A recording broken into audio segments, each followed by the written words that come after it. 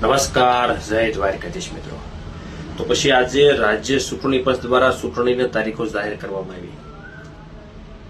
આવતી 22/6 ના રોજ પરવાળાની અંદર ગ્રામ પંચાયતની ચૂંટણી યોજાશે। આવતી 9 તારીખે ફોર્મ ભરવાનો છેલ્લો દિવસ છે।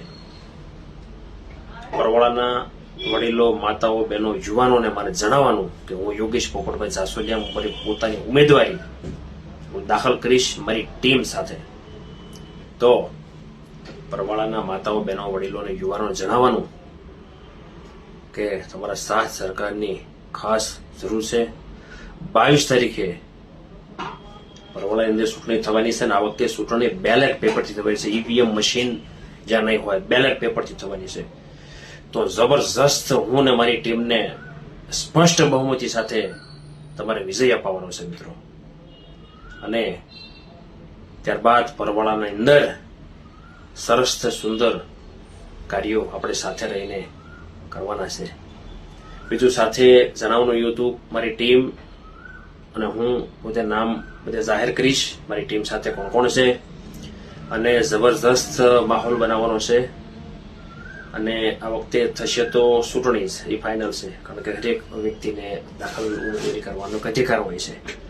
એટલે માહોલ શાંતિપૂર્ણ પરવાળાની અંદર રહે તે માટે મારી એક નમ્ર વિનંતી છે।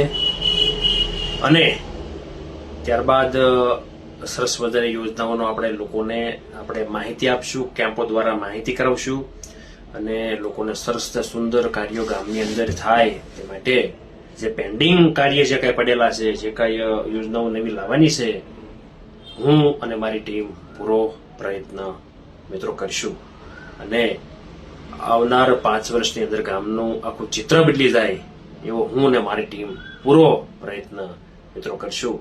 પણ આપણે સાથે રહીને આ કાર્ય કરવાનું છે। હું એકલો કે મારી ટીમ આ કાર્ય નથી કરવાની, સાથે રહીને આપણે ગામનો વિકાસ કરવાનો છે મિત્રો। સાથે હશું। પરવાળાની અંદર મને ખ્યાલ છે ત્યાં સુધી 18 વરણ છે।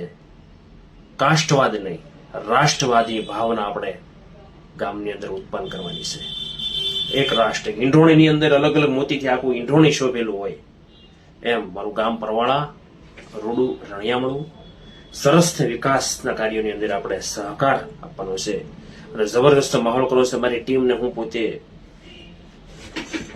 જ્યારે ચૂંટણી તાલુકાની અંદર જ્યારે દાખલ કરવા જશું જબરદસ્ત એક માહોલ ઉભો કરવાનો છે। ઢોલ નગારા સાથે ઉમેદવારી દાખલ કરવાની છે ને જબરદસ્ત માહોલ ઉભો કરવાનો છે। પરવાળાના વિકાસના કાર્યની અંદર આમ ધબધબાટી બોલાવી દેવાની છે મિત્રો। બસ આટલું હતું। બીજી કઈ વિશેષ માહિતી છે તો વિડીયો દ્વારા હું તમને માહિતી આપીશ। આ વિડીયો શેર કરો, કમસે કમ પરવાળાના હરેક નાગરિક સુધી અમારો વિડીયો પહોંચે।